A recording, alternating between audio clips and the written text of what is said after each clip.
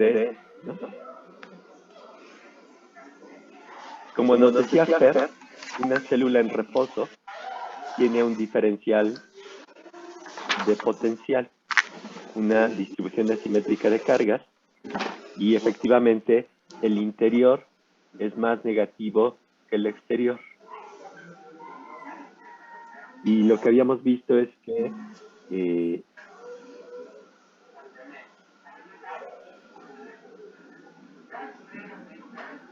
en esa célula en reposo, normalmente los canales que regulan el paso de iones van a estar cerrados. Y hablamos, el ejemplo que vimos, el ejemplo concreto fue el de los receptores de ácido gamma aminobutírico, ¿no? GABA para los cuates. Dijimos, GABA es un neurotransmisor inhibitorio que promueve la apertura de canales de cloruro, y al permitir la apertura de canales de cloruro, permite su entrada, la entrada de cloro o cloruro al interior de la célula, vuelve el interior más negativo, y entonces el resultado es que la célula se hiperpolariza. Y una célula hiperpolarizada es una célula en la cual yo requiero de estímulos de una mayor magnitud para poder generar eventualmente un potencial de acción.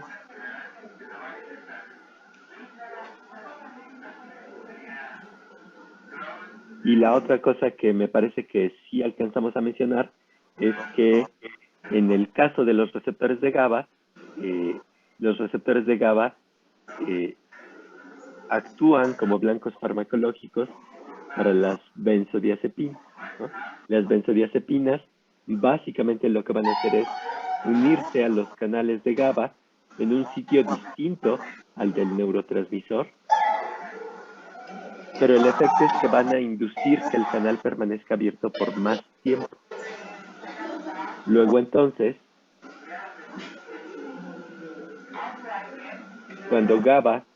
cuando las benzodiazepinas se unen a un canal de cloruro que está abierto por GABA, van a permitir que el canal permanezca abierto más tiempo y que entre una mayor cantidad de cargas negativas.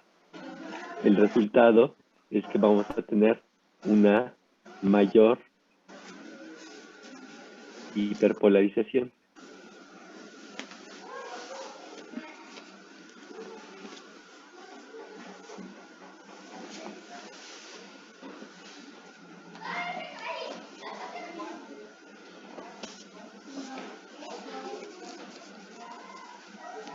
¿Alguna duda hasta aquí, chicos? No, doc. No, doctor. No, doctor. Ok. Entonces,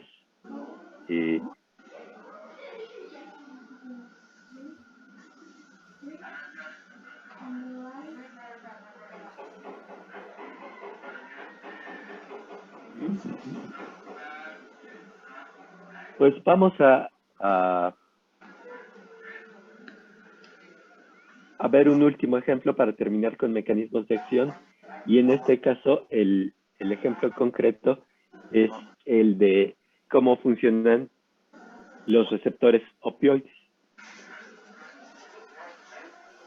Entonces, en una célula, bueno, en una neurona de las vías nociceptivas, la generación del potencial de acción está asociada, además de lo que ya habíamos revisado, está asociada a la apertura de canales de calcio. Estos canales de calcio van a contribuir a la despolarización al permitir la entrada de calcio hacia el interior de la neurona. El resultado es, bueno, pues la generación del potencial de acción, la transmisión del impulso nervioso, que eventualmente cuando llegue al cerebro se va a interpretar como dolor.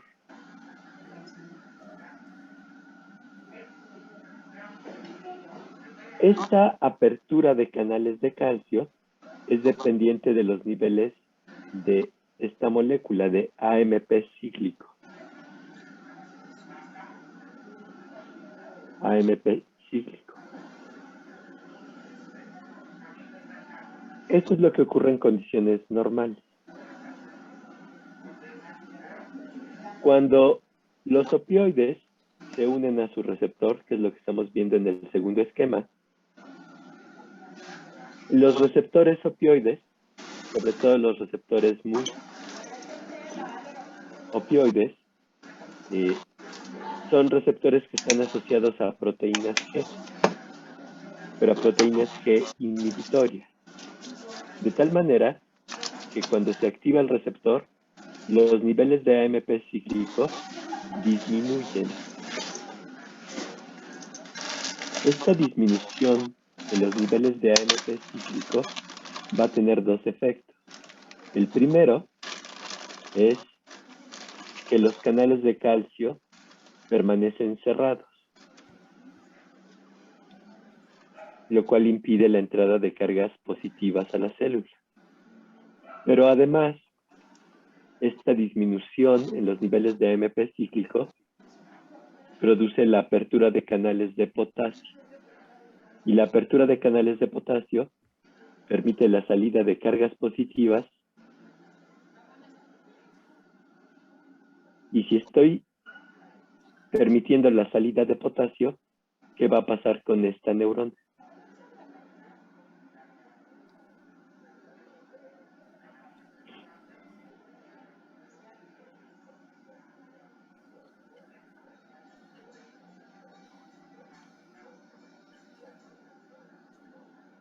El potencial está en reposo.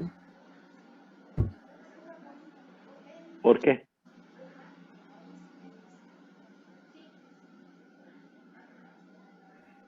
Se da como este intercambio iónico del potasio y sodio.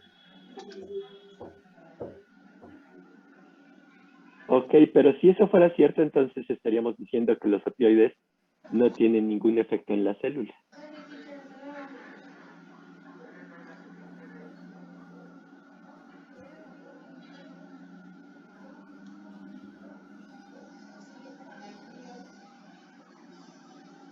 Ocurriría una hiperpolarización, creo, ¿Por qué? porque intercelularmente es más negativo. Exacto, ¿no? Ya dijimos, en una célula en reposo, el interior es más negativo que el exterior. Si yo estoy no solo cerrando los canales de calcio, que son los que permitirían que la célula se despolarice, sino que además estoy abriendo los canales de potasio, y ya habíamos visto que el potasio, como es más abundante en el citoplasma, si yo abro canales de potasio, sale potasio, salen cargas positivas. Luego entonces el interior se vuelve más negativo. Y como dice Samantha, esa célula se hiperpolariza. Esta es una neurona en la cual va a ser más difícil generar un potencial de acción y por lo tanto esta vía nociceptiva deja de mandar impulsos que yo voy a interpretar como dolor.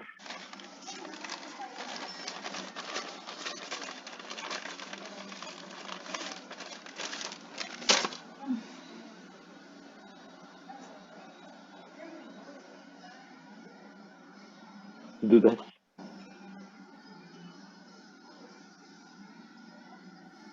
Doctor, esta imagen de donde la sacó tienes mucha indiscreción. No es mucha indiscreción, pero no lo recuerdo.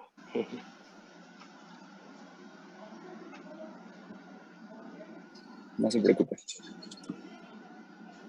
Pero es de la red, entonces seguramente si googleas mecanismo de acción de los opioides, seguramente la puedes encontrar.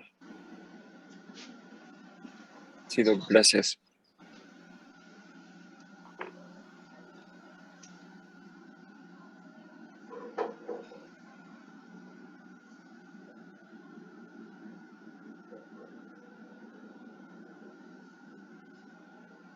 Ok, déjenme preguntarles algo, chamacos. Porque yo les pregunto si tienen dudas y nadie me dice nada. Pero cuando les hago preguntas concretas, tampoco me responden. Luego entonces eso a mí me deja claro que tampoco están entendiendo.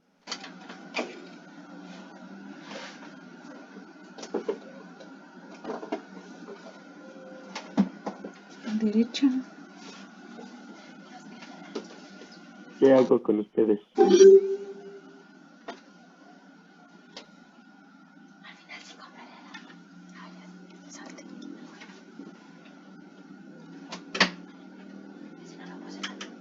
O más bien, ¿qué van a hacer ustedes cuando en un examen les pregunte cómo funcionan los receptores opioides, por ejemplo?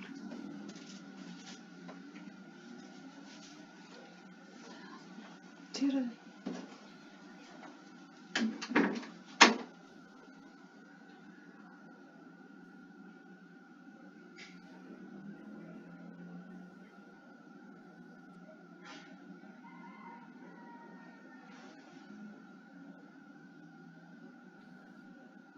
Laura, ¿estás por ahí? Sí, Doc. Ok, entonces, si tuvieras que explicar cómo funcionan los receptores opioides, ¿qué dirías?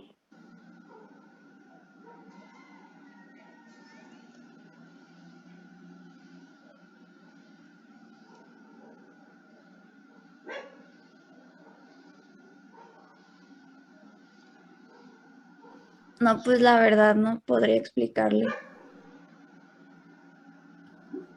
¿Y por qué no preguntas? Es que mi problema, por ejemplo, es que yo no sé ni qué preguntar. O sea, tengo duda de qué preguntar, pues, porque algunas cosas como que no las entiendo, pero tampoco sé qué preguntar en específico.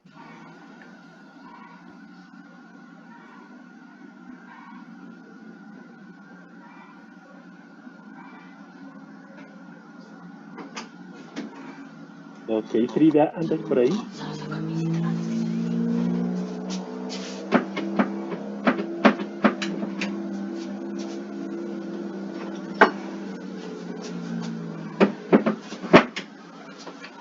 Creo que no. Marlene, Dígame, doctor. misma pregunta. Si alguien te preguntara cómo funcionan los receptores opioides, No sabría qué contestarle. Es que mi problema es que como que no le entiendo a la primera y dejo que pase la clase y luego como que lo estudio yo solita, porque a veces no comprendo muy bien las cosas así. Entonces ya cuando lo repaso yo en mis apuntes o algo, pues ya como que lo entiendo más, pero es que a mí sí me cuesta mucho trabajo.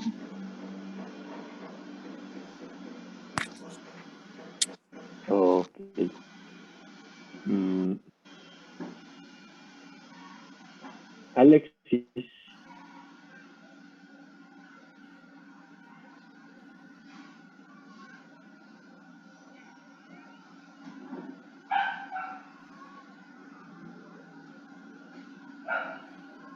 misma pregunta, Alexis.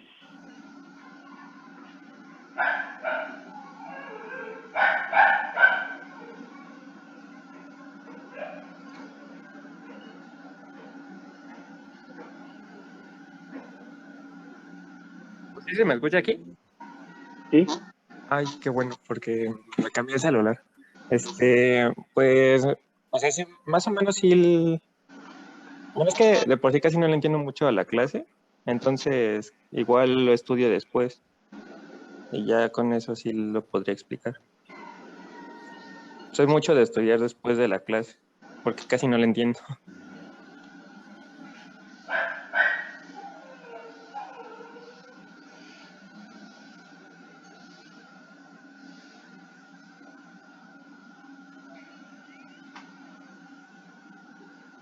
Doc, yo podría explicarlo con lo que, bueno, con lo que acaba de decir, porque más o menos sí, bueno, no más o menos sí entendí lo que dijo.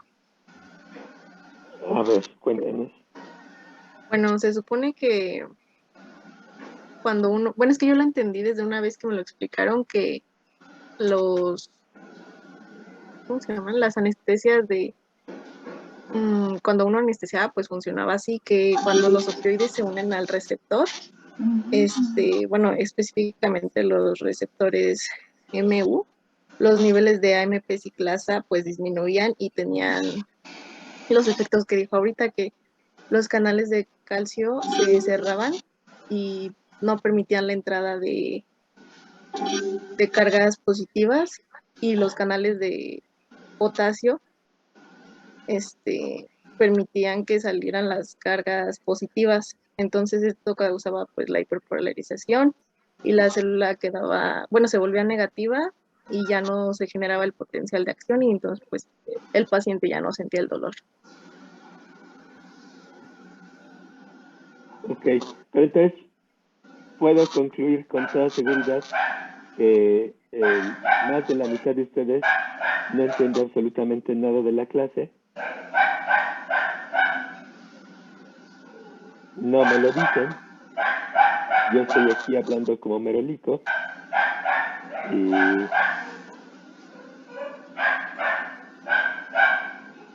Y entonces eso me hace a mí preguntarme qué hacemos aquí, ¿no?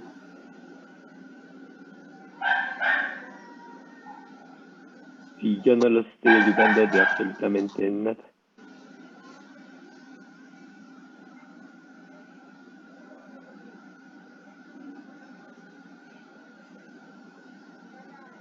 Doctor, ¿puedo tratar de explicarlo también?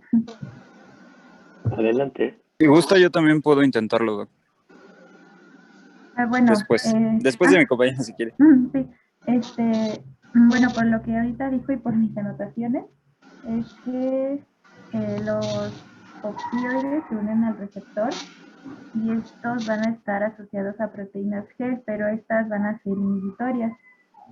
Y esto hace que los niveles de AMP cíclico bajen y se producen los dos efectos que nos mencionó, que es que los canales de calcio se cierren y esto no va a permitir que entren cargas positivas, y la otra que es que se produzca la apertura de los canales de potasio y que permite la salida de cargas positivas.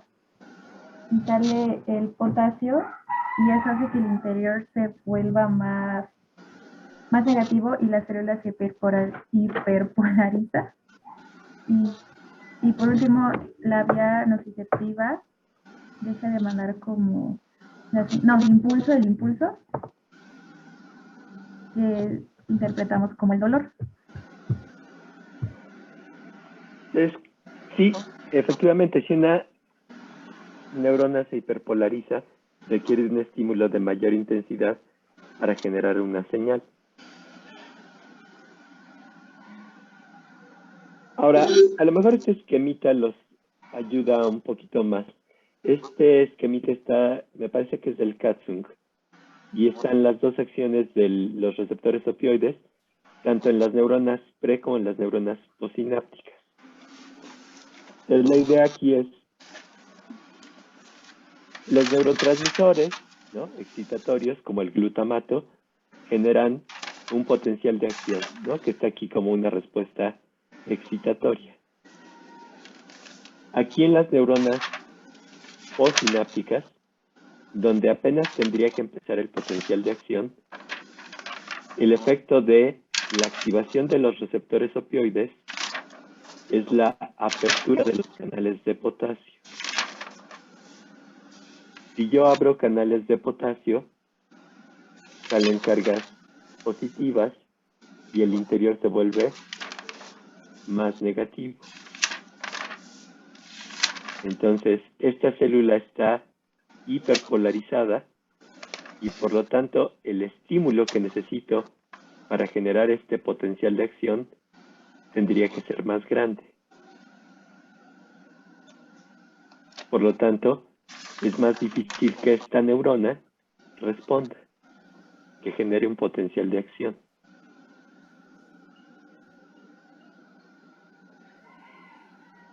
La segunda parte de este mecanismo de acción tiene que ver con lo que ocurre en la parte terminal del axón. Entonces, si continuamos bajando hasta llegar aquí a la parte terminal del axón, donde esta neurona ya se vuelve más bien una neurona presináptica, aquí la acción de los receptores opioides es a través de disminuir las concentraciones de AMP cíclico, inhibir la apertura de los canales de calcio. Y acuérdense que para que las vesículas que contienen neurotransmisor puedan liberarse al espacio sináptico, yo requiero de un aumento en la concentración de calcio. Si yo estoy bloqueando la apertura de canales de calcio, los niveles de calcio van a ser bajos y estoy inhibiendo la liberación de neurotransmisores al espacio sináptico.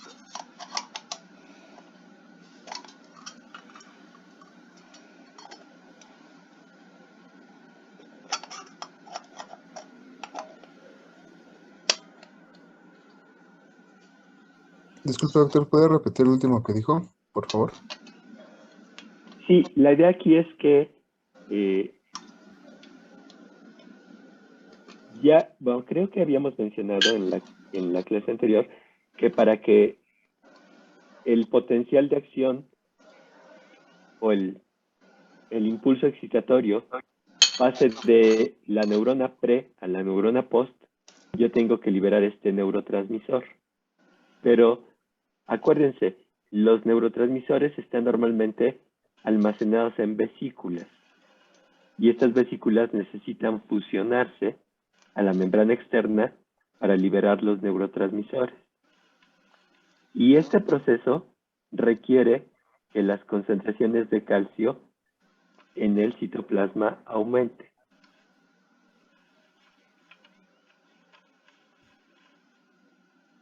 Eso es lo que ocurriría normalmente. Pero cuando tú estimulas el receptor opioide, este inhibe la apertura de canales de calcio. Y al inhibir la entrada de calcio, no solo estás ayudando a que la célula se hiperpolarice, también estás dificultando la liberación de neurotransmisores al espacio sináptico.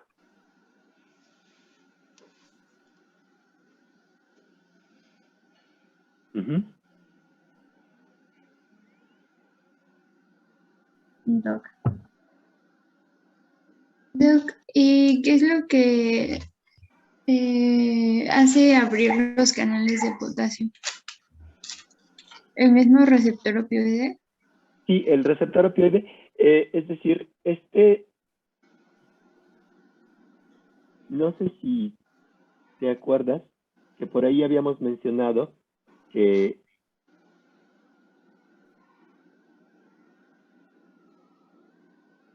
me voy a regresar hasta acá arribota, que teníamos un tipo de receptores asociados a proteínas G. Y cuando estas proteínas G se activan, van a resultar en alguna respuesta a través de regular los niveles de estos segundos mensajeros. ¿Sí vamos más o menos bien? Sí, doctor. Ahora, a diferencia de este ejemplo, donde en este ejemplo, cuando yo activo este receptor, abro canales, en el caso de los receptores opioides, el tipo de proteína G que está unido al receptor opioide, ¿no? Que en este caso sería MU, es una proteína inhibitoria, de tal manera que en lugar de abrir canales, va a bloquear la apertura de canales. Y esto es a través de disminuir las concentraciones de AMP cíclico. Para que el canal permanezca, o para que el canal se abra y permita la salida de potasio, yo requiero que disminuyan las concentraciones de AMP cíclico.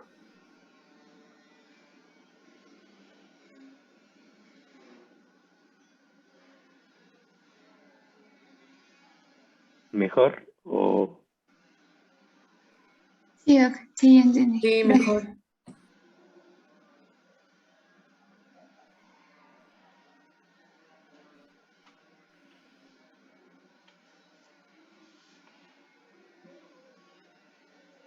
Doctor, ¿y cuánto tiempo se mantienen cerrados los canales de calcio? En realidad, esta respuesta, la respuesta tanto la de la inhibición de la apertura de los canales de calcio como la apertura de canales de potasio van a ser dependientes de los niveles de AMP cíclico. Mientras los niveles de AMP cíclico permanezcan bajos, vas a tener el efecto del opioide, ¿no? Gracias. Doctor, entonces al estimular el receptor opioide, ¿nos dificultaba la liberación de neurotransmisores? ¿Al Ajá. ejemplo? Ah, Exactamente. es.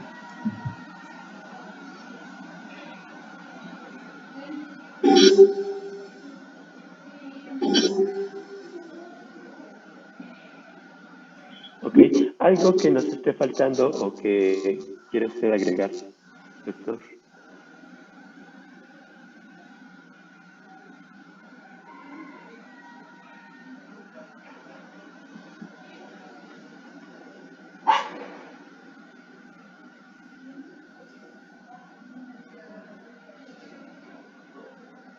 ¿Me escuchan, chicos? Sí, Sí, doctor. Doc. Sí, Sí, doctor. doctor. Bueno, creo que se le trabó el internet al doctor.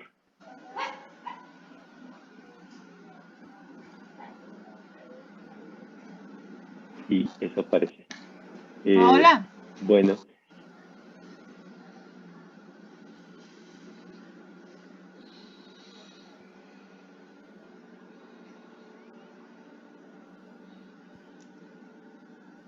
Pues para acabar con la parte de farmacodinámica, nos falta hablar de interacciones, que sería, digamos, el último tema de farmacodinámica.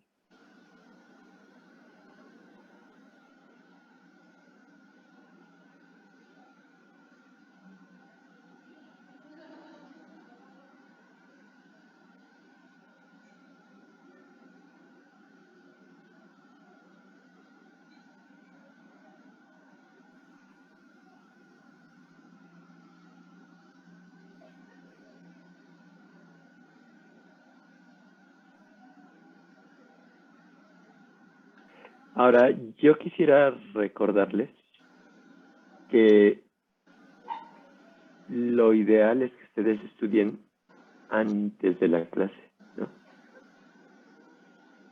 Y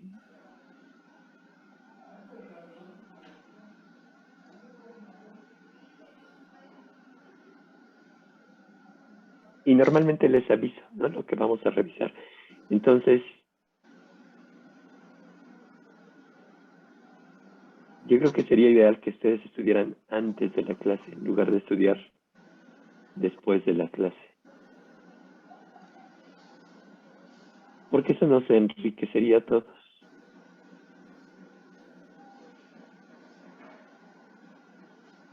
Sí, doctor. Sí, doctor. Doctor, ¿algo que quiere usted agregar? ¿O sobre esto de opioides?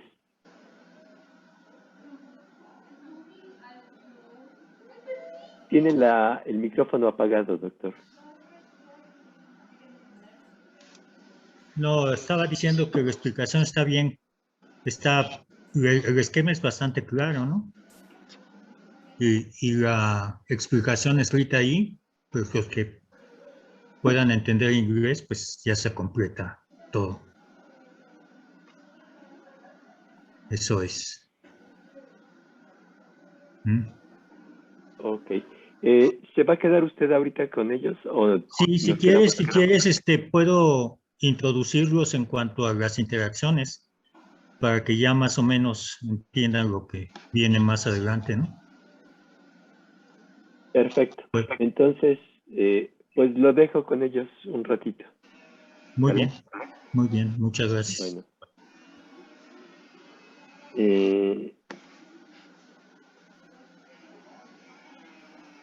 Bueno, Perfecto. Bueno, yo me desconecto. Nos vemos, chicos. Bye, profe. Sí, doctor, Gracias. gracias. doctor. Gracias, doctor. Nos vemos, doctor.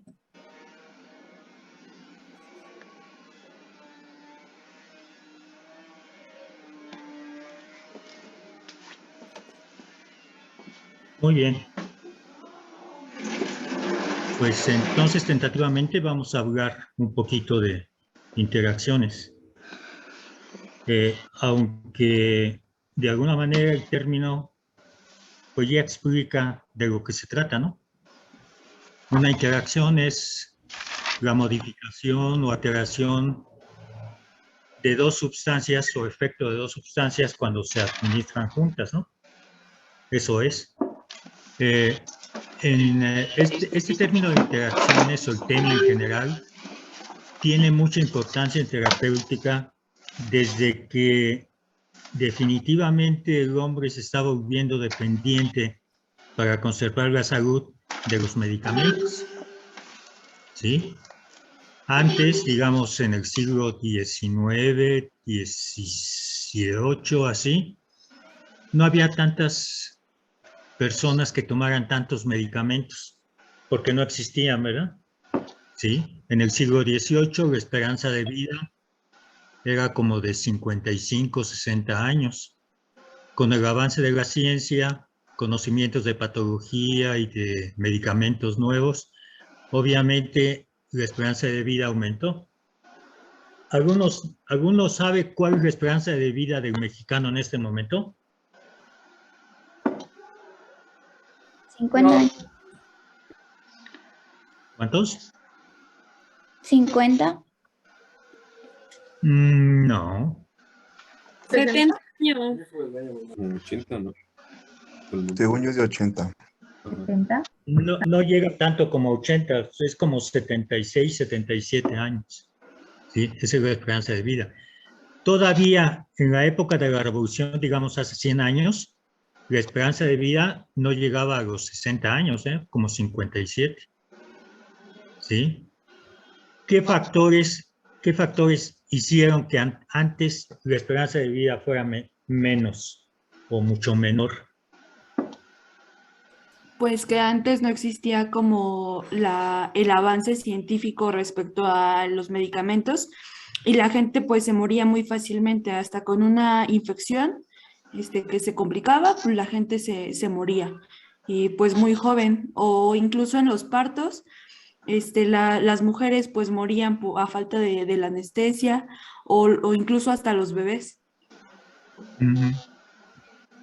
Y así globalmente como cultura general, ¿podrían decirme qué inventos o qué innovaciones en la terapéutica fueron determinantes para que materialmente aumentara un 30 o 40% de esperanza de vida? No nada más de los mexicanos, de toda la humanidad. Descubrimiento de La la penicilina. penicilina. Ajá, la penicilina, y estamos hablando entonces de los antimicrobianos, ¿no? Ajá. Sí. Nada más eso, nada más por el hecho de descubrir que podíamos morir de una infección, nuestra esperanza de vida ya aumentó.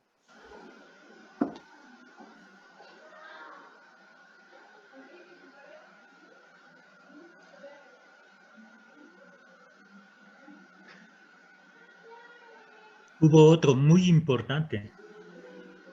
La anestesia. Claro, la anestesia general. Recordarán ustedes, y si no lo vieron, por lo menos sí tendrán una idea, que los antiguos, estamos hablando de los romanos, de los griegos, de los egipcios, no hacían intervenciones quirúrgicas en abdomen o en tórax. Todo lo que curaban, alcanzaban a curar ellos eran traumatismos en brazos, en extremidades, y en alguna ocasión en la cabeza, ¿no? Porque eso sí, en algunas culturas se consiguió controlar los traumatismos, las contusiones cerebrales, ¿no? Que producían inflamación de las meninges. Eso relativamente lo pudieron controlar, inclusive los egipcios, ¿se acuerdan?